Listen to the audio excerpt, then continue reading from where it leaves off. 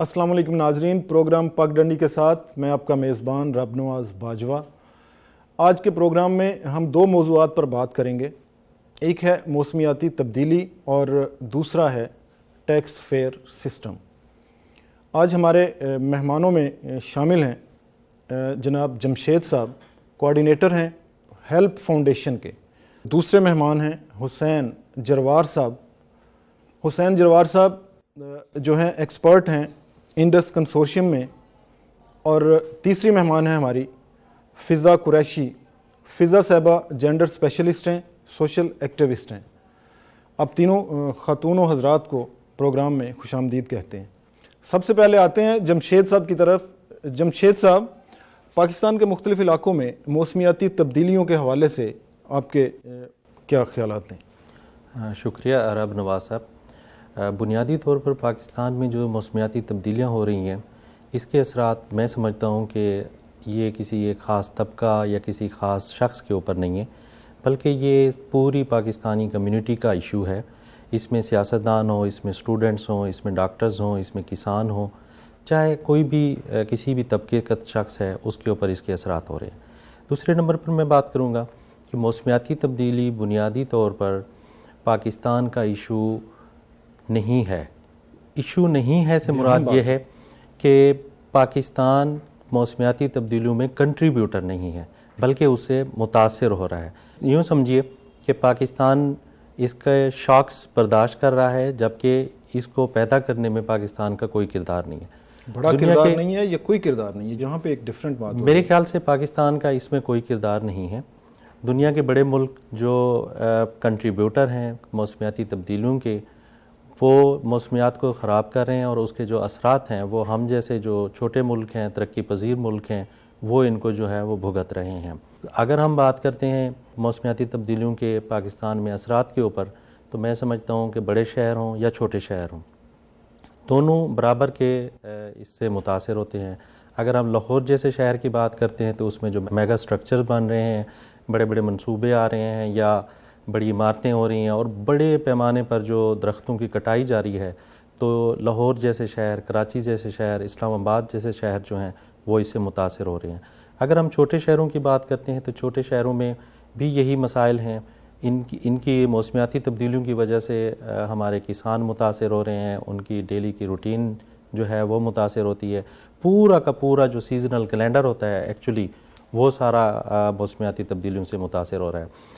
जब मौसमियाती तब्दीलियों के असरात होते हैं तो इसका पहला असर जो है वो हमारे छोटे किसानों की काश्त के ऊपर हो रहा है। मौसम चूँकि हॉट हो रहा है, गर्मी ज़्यादा हो रही है, जिसकी वजह से हमारी फसलें जो हैं ना वो वक्त से पहले पकना शुरू हो गई हैं। अब हाल प्रोडक्शन पे इम्पैक्ट ज़रूर उसका आ रहा होगा, यकीनन से पहले पकेगी। या सुनने में तो ये बड़ा अच्छा लगता है कि हमारी फसलें जो हैं वो वक्त से पहले पकना शुरू हो रही हैं, तो ये अच्छी बात है कि टाइम से पहले फसलें जो हैं वो पकना शुरू हो गई हैं। लेकिन असल में फसल का जो कद है या फसल की पैदावार जो है वो कद के हिसाब से बड़ी हो रही है, लेकिन उसमें अनाज नहीं है। हालिया अगर हम गंदम की बात नहीं लेगी वो उस तरह से, बिल्कुल उसमें वेट नहीं होगा।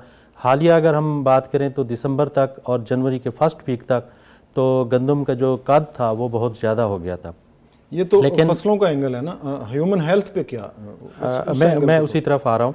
तो अब बारिशों के होने से मौसम में कुछ तब्दीली आई है, जिसकी वजह से अब ये समझा जा रहा है कि जो गंदम है उसमें अनाज पैदा हो रहा है। तो इसी तरह से अगर हम ह्यूमन हेल्थ की बात करते हैं तो उसके ऊपर भी इस तरह के बहुत सारे जो है वो असरात हो रहे हैं।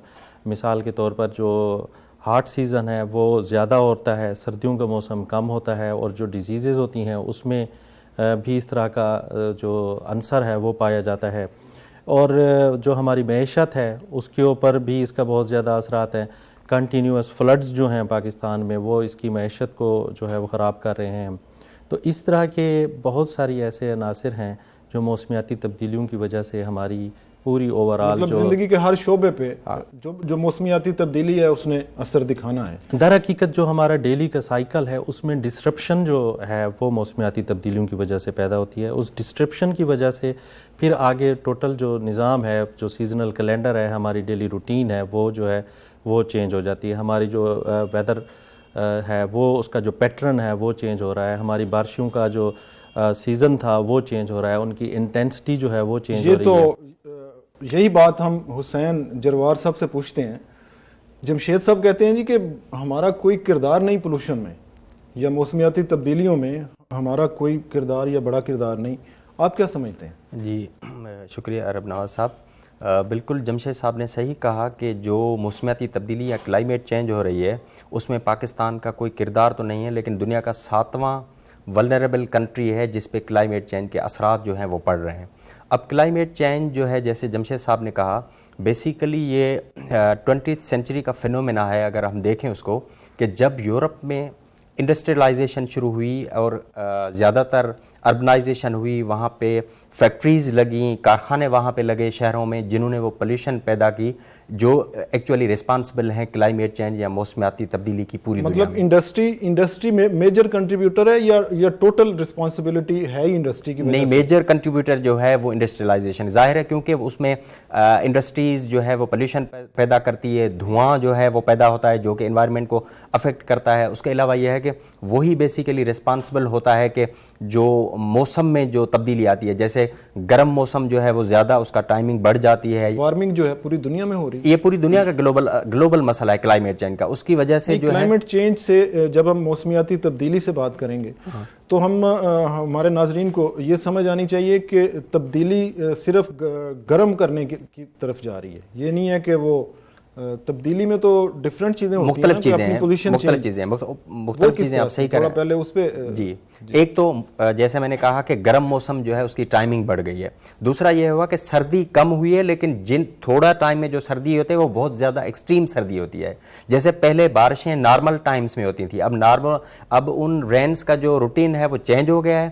اب جو مونسون کی بارشیں ہمارے ہاں نیچرلی جون جولائی میں ہوتی تھی وہ آگے آ کے سپٹمبر اکتوبر تک آ کے جو ہے نا پہنچ گئی ہیں, اور تھوڑے ٹائم میں اتنی بارشیں ہوتی ہیں کہ موسٹلی وہ آپ کے لیے فلڈنگ یا ڈیزاسٹرز جو ہے نا وہ کریٹ کر دیتی ہیں. جو ان کے بینیفٹ ہم لیتے تھے کراپس کے حوالے سے, جی ہاں, جب بارشوں کا ایک پیٹرن ہمارا سیٹ تھا, فارمرز کو پتا تھا کہ اس سیزن میں یہ فصلیں کاشت کریں گے, یہ بارش ہو جائے گی, بارش ہمیں بینیفٹ, وہ سارا آپ کے کہنے کے مطابق وہ سارا اب چینج ہو چکا ہے. فلڈنگ ہوگی, اچانک بارش ہوگی, بہت زیادہ ہوگی تو وہ مینیج نہیں ہوگی. ہاں صرف بارش بھی نہیں ہو رہی, لیکن ہمارے ہی ملک میں اگر آپ دیکھیں کہ ڈراؤٹ بھی بڑھ گیا ہے. جیسے تھرپارکر میں لاسٹ 9 ایئر سے کوئی بارش نہیں پڑی, جس کی وجہ سے وہاں پہ بڑے مسئلے مسائل ہوئے. جیسے بچوں کے اموات کے آپ واقعات دیکھتے ہیں, وہ ہیلتھ کے بھی ایشوز ہیں, فوڈ سیکیورٹی کے بھی ایشوز ہیں. تو جو کلائمیٹ چینج کے اثرات ہیں نا وہ بیسیکلی یہ ہے کہ دنیا میں جو نیچرل ریسورسز ہیں وہ کم ہو رہے ہیں. جیسے گلیشیئرز میلٹ ہوں گے, پانی کے جو مین سورسز ہیں وہ ختم ہو جائیں گے, وہ نہیں ہوں گے تو آپ جو ہے وہ ایگریکلچر ٹائم پہ نہیں کر سکیں گے, تو آپ کی فوڈ سیکیورٹی کا ایشو ہوگا. جو غریب لوگ ہیں ان کی فوڈ سیکیورٹی نہیں انشور ہو سکے گی, ہیلتھ ان کی خراب ہوگی. میں آپ کے ساتھ شیئر کروں کہ مالدیپ دنیا کا پہلا ملک ہوگا جو موسمیاتی تبدیلی کی وجہ سے صفحہ ہستی سے مٹ جائے گا, اور انہوں نے کب تک یہ کہتے ہیں کہ اگلے کوئی 30 40 50 سالوں میں ہوگا, اور انہوں نے آسٹریلیا اور انڈیا کے ساتھ بات بھی کی ہے کہ پورے ملک کو شفٹ کیا جائے. بنگلہ دیش کا جو کوسٹل علاقہ ہے جہاں پہ مینگروو فارسٹ ہوتے ہیں, سندربن کا ایریا, ہمارے اپنے سندھ میں وہ علاقہ بھی جو ہے وہ اس کے بعد اس کا بھی کوئی 10-15% جو ہے وہ سمندر کے اندر چلا جائے گا. اور جب آپ نے سندھ کا ریفرنس دیا تو اس کا بھی کہا جا رہا ہے, جو کہ گورنمنٹ کے اپنے فگرز ہیں, کہ جو ہے وہ کوسٹل ایریا ٹھٹا اور بدین کا علاقہ جو ہے, جو اس کی ہزاروں ایکڑ زمین اس وقت بھی سی انٹروژن کا شکار ہو چکی ہے, اور آگے بھی وہ جو ہے وہ سمندر کے اندر چلے جائیں گے. تو اس کے بہت بڑے. جروار صاحب آپ فرما رہے تھے کہ فوڈ سیکیورٹی کا رسک ہو جائے گا, تو کتنے لوگ ہیں اس وقت دنیا میں جو رات کو سوتے ہیں تو بغیر کھائے ہوئے, وہ کیا فگر ہے؟ جی اس پہ جو ہے ابھی جو ہیومن اکانومی رپورٹ آئی ہے, اس نے ورلڈ اکنامک فورم کے موقع پہ وہاں پہ پریزنٹ ہوئی ہے, اس نے کہا ہے کہ ہر 9 میں سے 1 بندہ بھوکے پیٹ اس وقت بھی جو ہے وہ دنیا میں بیڈ پہ جاتا ہے. تو یہ سچویشن ہے. تبدیلی آئے گی تو اس سے مزید لوگ بڑھ جائیں گے, ظاہر ہے وہ اس کو ملٹیپلائی کرے گی نا, کیونکہ آپ کی جو اس وقت فوڈ پروڈکشن ہوگی, ایگریکلچر جو آپ کی ایکٹیویٹی ہوگی وہ کم ہوگی, آپ کے پاس پانی نہیں ہوگا, لینڈ کی جو فرٹیلیٹی ہے وہ متاثر ہوگی, اور مطلب بڑا سیریس ایشو ہے اس کے. تو پھر ملٹی پرپز جو ہیں امپیکٹ آئیں گے. جی ہاں, جب فوڈ لوگ انسیکیور ہوں گے, رات کو کھا کے نہیں سوئے گا تو وہ کیا کچھ سوچے گا, یہ اسی سے پوچھ سکتے ہیں. بالکل. تو اب آتے ہیں فضا قریشی صاحبہ کی طرف. فضا صاحبہ آپ ریسرچر ہیں, آپ کا بڑا نالج ہے, بڑی ویژن ہے.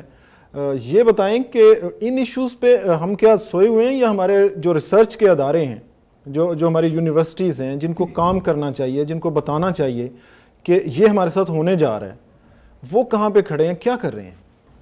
باجوہ صاحب، صورتحال جو ہے وہ کچھ بہتری کی طرف جا رہی ہے، مگر بات یہ ہے کہ ایک ہوتی ہے اکیڈمک ریسرچ، دوسری ہوتی ہے اپلائیڈ ریسرچ. تو جو ہمارے یہاں پاکستان کے ادارے ہیں یا بڑی یونیورسٹیز ہیں، ان کا بہت بڑا ایک رول بنتا ہے ریسرچ میں، اور پھر یہ حکومت کی ذمہ داریوں میں بھی آ جاتا ہے کہ وہ R&D جس کو کہتے ہیں، ریسرچ اینڈ ڈیولپمنٹ، ریسرچ اور ڈیولپمنٹ پر وہ کتنا جو ہے وہ اپنا بجٹ مختص کرتی ہے اور اس اکیڈمیا کو اس حوالے سے لے کر چلتی ہے. دنیا کے جو بہت بڑے ممالک ہیں جنہوں نے بہت بڑی ترقی کی ہے، ٹیکنالوجی میں ترقی کی ہے، سائنس میں ترقی کی ہے، دراصل ان کے یہ انسٹیٹیوٹس ہی ہیں جو کہ بنیادی ریسرچز کرتے ہیں. کلائمیٹ چینج کے اوپر ریسرچز ہوتی ہیں، ایگریکلچر میں جو نئے پیٹرنز آ رہے ہیں جو کلائمیٹ چینج کے ایشوز کو ایڈریس کر رہے ہوتے ہیں، وہ روز ڈیلی بیسس پر نئی نئی ریسرچز ہوتی ہیں جو کہ ان کے اپنے لوکل جو سارے پیٹرنز ہیں، لوکل جو سارے ایشوز ہیں، اس کو ایڈریس کر رہی ہوتی ہیں. وہ جو کہتے ہیں کہ think globally and act locally, وہ ریسرچ کو اسی طرح اس میں اپنے لوکل ایشوز کو لے کر اس میں مرج کر رہے ہوتے ہیں. جہاں تک پاکستان کی یونیورسٹیز کا سوال ہے تو اس میں ابھی میں سمجھتی ہوں کہ بہت سارے کام کرنے کی ضرورت ہے. ابھی انوائرمنٹ کے یا کلائمیٹ چینج کے ڈپارٹمنٹس اس طرح بہت ساری ہماری یونیورسٹیز میں بنائے ہی نہیں گئے ہیں، ڈپارٹمنٹس ہی نہیں بنائے گئے ہیں. بہت سارے ڈپارٹمنٹ ہیں ہی نہیں اس ایشو کو، کلائمیٹ چینج میں نہیں سمجھتی ہوں. انوائرمنٹ کے ابھی تھوڑے سے انٹروڈیوس ہوئے ہیں کہ انوائرمنٹ کے کہیں کہیں آپ کو ڈپارٹمنٹس شاید ملیں، مگر کلائمیٹ چینج کو ایز سچ اس کے اندر جو ہے الگ سے اس کو کرنا، اور پھر کلائمیٹ چینج کے اندر بھی بہت سارے ایشوز آ جاتے ہیں. کلائمیٹ چینج اور جینڈر آ جاتا ہے، کلائمیٹ چینج کا بچوں کے اوپر کیا اثر ہوتا ہے، کلائمیٹ چینج اینڈ ہیلتھ ہے، climate change and education. I mean, there are several micro level things which are needed to be addressed. ان ساری چیزوں پر اس طرح جو ہے وہ ریسرچ ہو ہی نہیں رہی ہے، اس کو ایڈریس ہی نہیں کیا جا رہا ہے.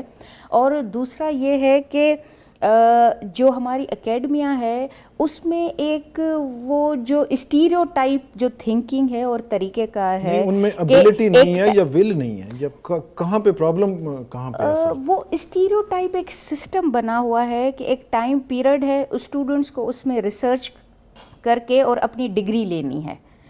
ٹھیک ہے، تو وہ اس بھاگم بھاگ میں ہوتے ہیں. وہ کہتے ہیں کہ کہیں نہ کہیں سے بس اکیڈمک ریسرچ ہو، فارمیلٹیز تک رہیں، فارمیلٹیز ہوں، اس قسم کی ریسرچ مطلب نہیں ہوتی ہے. انسٹیٹیوشن، آپ کا کہنا ہے کہ انسٹیٹیوشن اس طرح سے ورک نہیں کر رہے، ورک نہیں کرتے. وہ جو انسٹیٹیوٹ سے ضرورت اس چیز کی ہے کہ یونیورسٹیز کے جو ماسٹر لیول کے یا پوسٹ گریجویٹ لیول کے یا ایم فل اور پی ایچ ڈی کے جو اسٹوڈنٹس ہیں ان کو فیلڈس میں بھیجا جائے کافی عرصے کے لیے. وہ وہاں ایگزیکٹلی وہاں جا کر کمیونٹیز کے ساتھ جو کہ ریئل اس ساری چیز کو ایکسپیرینس کر رہے ہوتے ہیں ان کے ساتھ دیکھیں، وہاں رہیں، ریسرچ کریں، پھر ساری چیزیں لے کر آئیں. فضا صاحبہ کا پوائنٹ آف ویو آپ نے سنا.